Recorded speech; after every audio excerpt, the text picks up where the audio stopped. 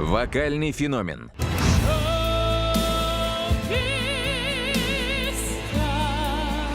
Ну, на самом деле, я самый обычный пацан.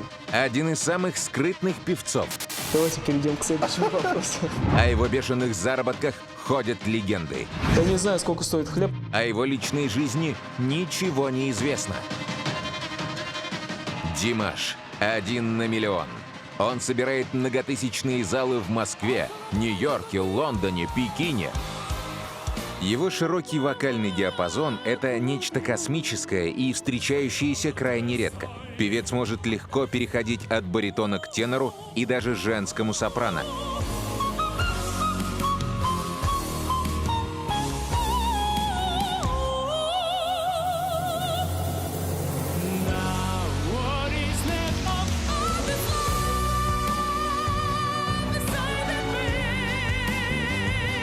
Заслуженный деятель Казахстана, посол дружбы, звезда мирового уровня, вошедший в топ-100 привлекательных мужчин Азии. И все это в 26 лет. Куда вообще мне смотреть, кстати? Вот. Давайте заново. Димаш Кудайберген не очень любит давать интервью, но для нас сделал исключение. Он встретился с генеральным директором канала Муз-ТВ Арманом Давлетяровым и рассказал ему самые сокровенные и самые сочные подробности своей жизни. Сколько он зарабатывает? Свободно ли его сердце? О чем мечтает? Каким было его детство? И кем видит себя в старости? У тебя счастливое было детство? Очень счастливые, очень счастливые. Я в детстве занимался и тэквондо, и плаванием, и вокалом, фортепиано. У меня было все забито с утра до вечера.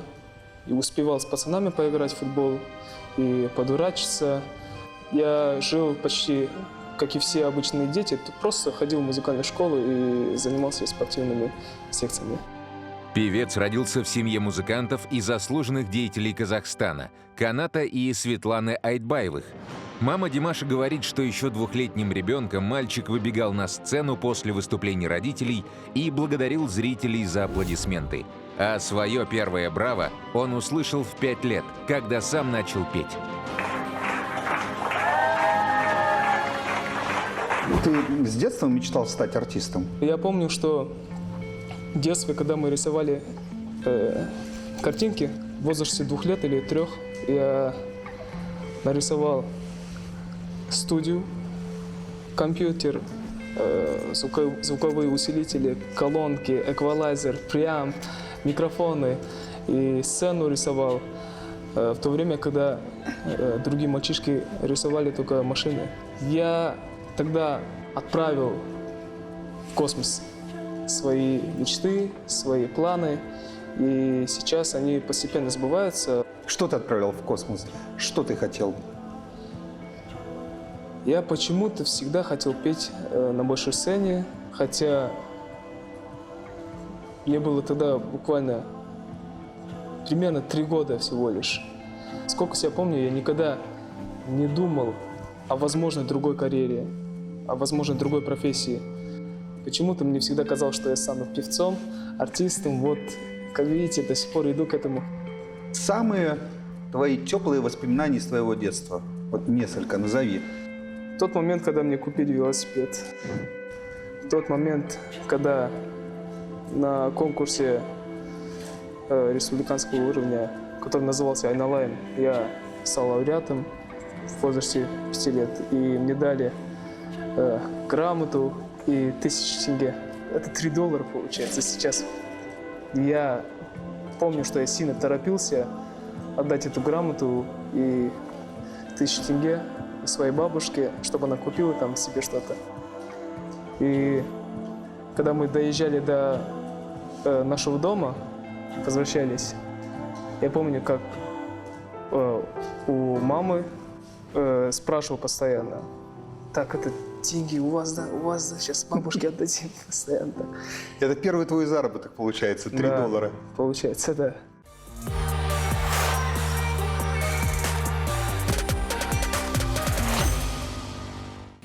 С каждым годом грамот и наград в жизни Димаша становится все больше. Он выигрывает крупные музыкальные конкурсы и завоевывает гран-при на престижном международном конкурсе «Славянский базар». Певец безоговорочно покоряет жюри и зрителей своей невероятной харизмой и уникальным голосом. Димаш Кудайберген, Казахстан.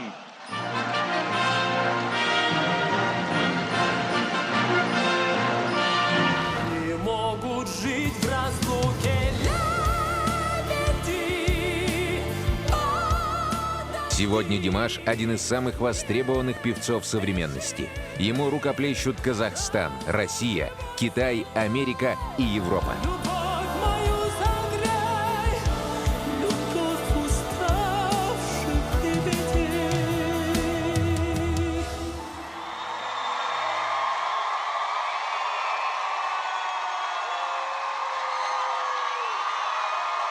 Как твоя жизнь изменилась после того, как ты стал популярным? Я помню тот момент, когда после эфира первого тура проекта I'm Singer с песней SOS, на следующий день мы должны были снять какие-то документальные съемки для следующей передачи. Потом меня попросили организаторы съемку чуть будем задерживать, и я выхожу из своего отеля.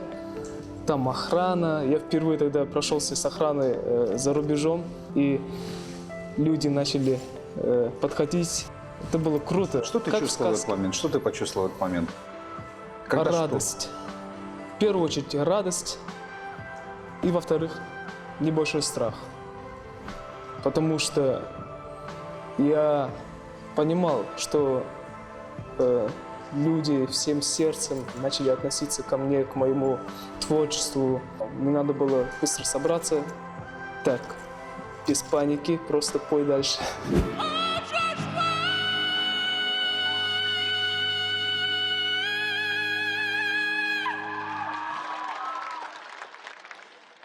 Шоу талантов I'm Singer проходило в Китае в 2017 году. Димаш был самым молодым участником. Он дошел до финала, но победителем не стал. Музыкант занял второе место, но зато завоевал сердца почти что всех жителей Поднебесной. Так, в 2019 году его первый студийный альбом ID стал в Китае платиновым всего за 37 секунд. Абсолютный рекорд. А сегодня есть этот страх, Да. который был тогда? Да. Не страх, потому что сейчас на плаву и спустя годы меня могут забыть не по этому поводу страх, а есть страх, что я могу их разочаровать. Я стараюсь угодить родителям, стараюсь угодить своим друзьям. Я боюсь того момента, когда родители разочаруются. Это очень страшно. После участия в конкурсе I'm Singer многие продюсерские компании из самых разных стран мира выстроились в очередь к талантливому юноше из Казахстана. Вот роль продюсера в твоей жизни, насколько она важна для тебя, насколько это нужно тебе, и насколько ты прислушиваешься к людям, которые рядом с тобой в разных странах? Ну да, уже, наверное, ни для кого не секрет, что у меня в разных странах есть разные продюсеры, компании, с кем я сотрудничаю, но у нас нету такого, чтобы кто-то там кому-то обязан, там эксклюзивные права, вот это все. У нас просто все чисто на дружбе, на доверии, но все самые главные решения, будучи взрослым человеком, я принимаю сам, но во многом я, конечно, советую с отцом, потому что он умнее, мудрее, опытнее. Где сегодня твой дом? Из-за того, что не приходится гастролировать, я, конечно, все равно я пытаюсь чаще быть у себя дома, но гастролирую то месяц, то другой. В другой стране останавливаюсь. А через месяц я могу полететь в другую страну и там пожить чуть-чуть. Ну вот твой дом, это вот дом у родителей? Конечно, конечно. Твой дом – дом родителей? Да. Где ты себя чувствуешь комфортно? Я себя чувствую комфортно рядом с родителями. Где бы ты ни был. хоть даже это если будет Америка или Африка. Самое главное – находиться рядом с родителями, рядом с родными, чувствовать уют, тепло. А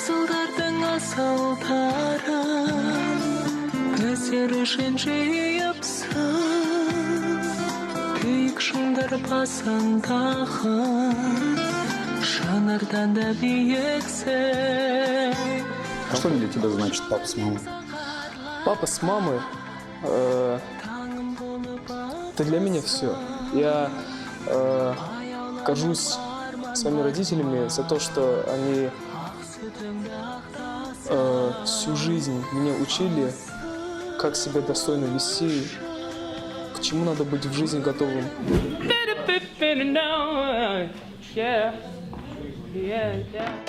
Сейчас Димаш на расхват. И дело не только в шоу и концертах. На статного певца с необычной внешностью обратили внимание мировые рекламные и модельные агентства. Музыкант не раз появлялся на обложках известных глянцев, а китайская авиакомпания даже украсила один из своих бортов билбордом с изображением певца. Как проходит твой день? Поскольку ты просыпаешься, вот обычный день Димаша Кудайбергенова. Всегда по-разному. Бывает, что мы засиживаемся в студии с вечера до обеда следующего дня и спим 4 часа где-то, 5 часов. И потом обратно, как только просыпаемся в студию, с пацанами собираемся и колдуем там, мечтаем о хорошем будущем. Студии где у тебя, в каком городе? И в Пекине есть студия, и в России, во Франции работал в студии.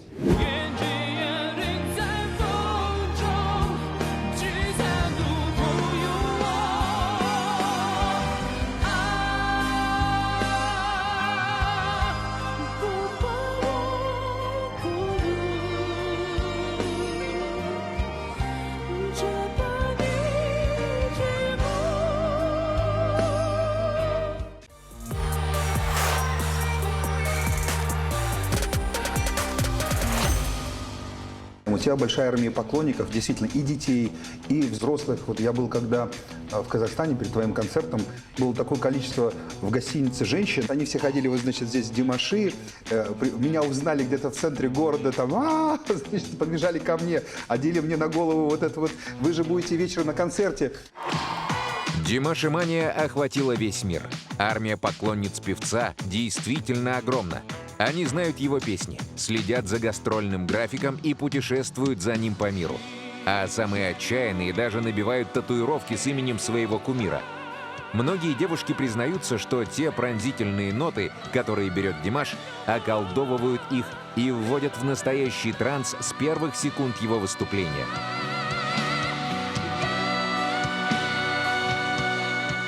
И что ты хочешь до людей донести, помимо творчества, когда они берут пример с тебя?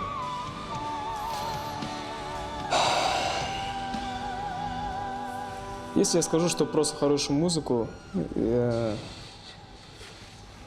не будет соответствовать правде. Конечно, я хочу, чтобы не было войны. Все мы люди, все мы появились на этот свет для того, чтобы прожить достойную жизнь. И мы должны всегда помнить о том, что за каждое наше деяние будет спрос.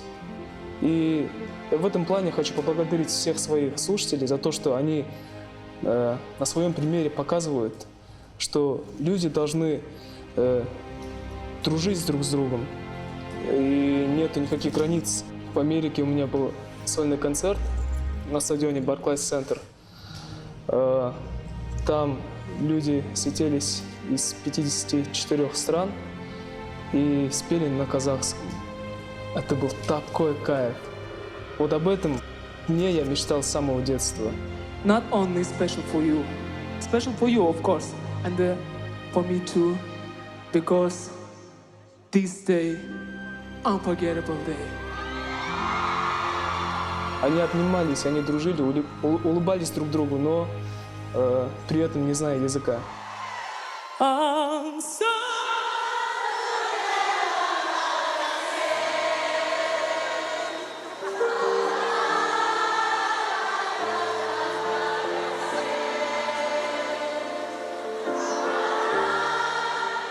Димаш — эталон скромности и вкуса, поражающий своим феноменальным голосом и зрителей, и искушенных мэтров.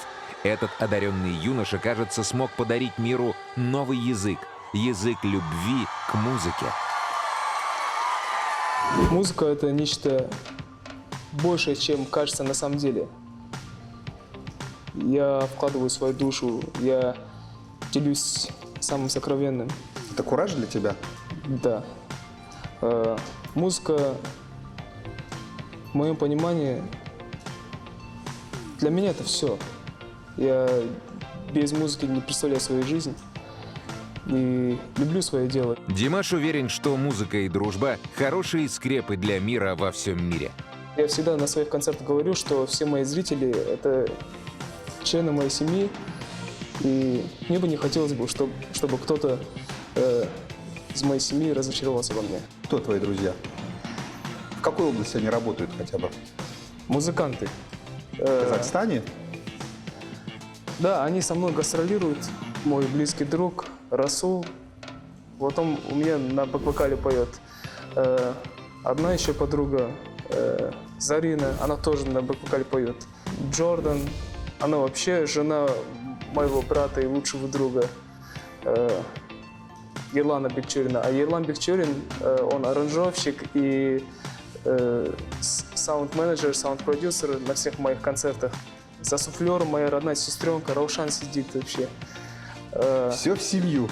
Да.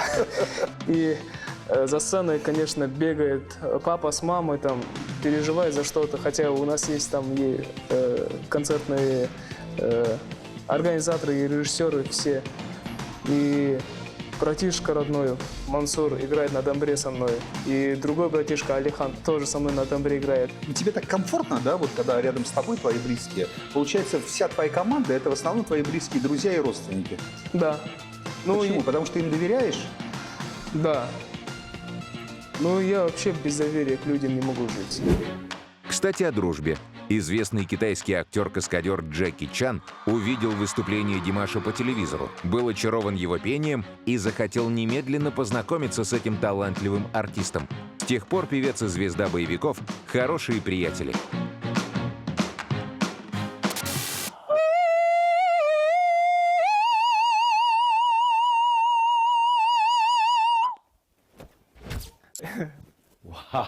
Я вот недавно спел саундтрек к его новому фильму, и каждый раз, когда мы встречаемся, я поражаюсь, насколько человек великий и простой.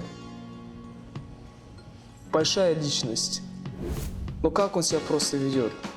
Он заходит на съемку или на репетицию, здоровается со всеми, там.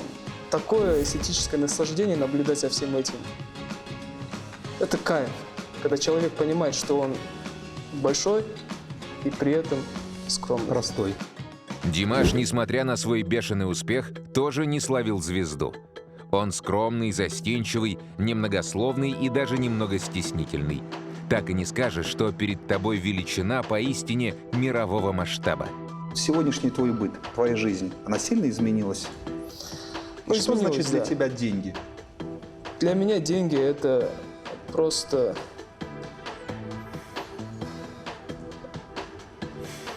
Да ничего, в принципе.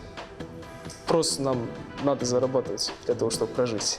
Ты носишь с собой деньги? У тебя есть кошелек с деньгами? Нет. Я уже не помню, когда я последний раз ходил в магазин. Это было несколько лет назад. Да ты знаешь, сколько стоит, например, я не знаю, в Казахстане или в России хлеб? Сколько стоит, я не знаю, молоко? Сколько стоит машина? Ты вообще такой... Ты в этой жизни сегодня на земле или ты весь в творчестве? Я не знаю, сколько стоит хлеб, потому что у нас дома есть братишка, который побежит за хлебом. Зато я знаю, сколько стоит микрофон Neumann. Сколько стоит микрофон Neumann? $5000. Большие деньги, огромные. Ну да. Я, в принципе, не люблю о деньгах говорить, потому что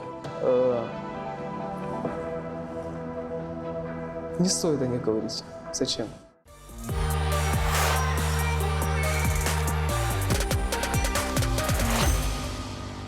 Димаш никогда не был замечен ни в каких скандалах и интригах.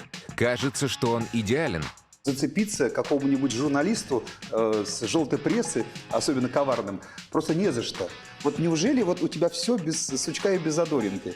Самый обычный казахский парень, у которого есть какие-то свои моральные принципы. Я точно так же могу пошутить глупо, точно так же могу обидеться на кого-то, точно так же могу позлиться. Но Когда обижаешься, ты что делаешь? Разговариваешь? Или что? вообще я стараюсь вообще не высказываться. В себе? Да, Молча? в себе, и потом наступает Прорывает. такой момент, да, раз в год, наверное, раз в 2 года, потом А когда ты злишься, как это вот, как злится Димаш? Ты кричишь, машешь руками, я не знаю, бросаешь вещи, там, колотишь в стенку. Как ты злишься? Да, это очень страшно, лучше это не видеть. Страшно. Слушай, ну это даже, ты настолько сам по себе такой весь позитивный, приятный, я не могу представить, как ты злишься. Ну, поэтому Что? я особо не злюсь. Мат А, бывает для связки слов. Давайте перейдем к следующему вопросу. Следующий вопрос волнует многочисленных поклонниц певца. Есть ли у такого красавчика девушка, или он все-таки еще не встретил ту самую единственную? Ведь Димаш не любит распространяться о своей личной жизни. Это просто какая-то тайна за 7 печатями. Как только фэны не пытались выяснить хоть что-то о второй половинке певца, все бесполезно. Но прямо сейчас все любовные секреты Димаша будут наконец-то раскрыты. В каком сегодня статусе ты находишься? В статусе личной жизни? Ты влюблен, ты в отношениях, может быть, ты женат, у тебя где-то есть жена и куча детей. Понимаешь, об этом никто ничего не знает. Да, потому что я об этом не люблю говорить, потому что это моя личная жизнь, и это никого не касается. Почему ты вот свою личную жизнь скрываешь? С чем это связано? Почему ты Просто не не хочешь об хочется. этом говорить? Не знаю, на душе так спокойнее.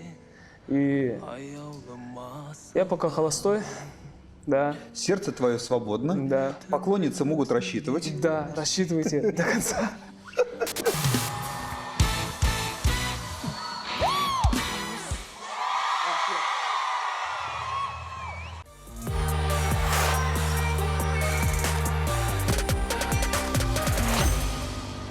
Есть что-то, что ты хотел бы изменить в своей жизни? Изменить в своей жизни? Нет. Я доволен всем, что у меня происходит в жизни. Сегодня жизнь музыканта расписана на годы вперед. Гастрольный график плотный, занятость бешеная. Концерты, выступления, поклонницы, цветы, овации. Новые песни и новые знакомства. Новые страны и новые эмоции. И много-много музыки. Потому что голос Димаша — это не просто дар и чудо. Это то, что заставляет вздрагивать сердца людей. То, что переносит зрителей в какие-то удивительные миры. То, что совершенно точно делает мир хоть чуточку, но лучше и светлее. Каким ты себя видишь в будущем?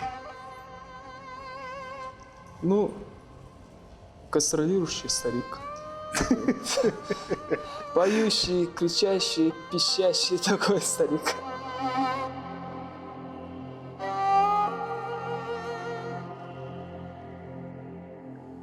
жанарымда жас бар ма тамшы тамса жазған ба елімді сүйіп көтердім биік алақанымда аспанға. Ты можешь назвать себя счастливым человеком? Да. Считаю, что я очень счастливый человек, потому что жизнь мне не скучна, потому что я занимаюсь любимым делом.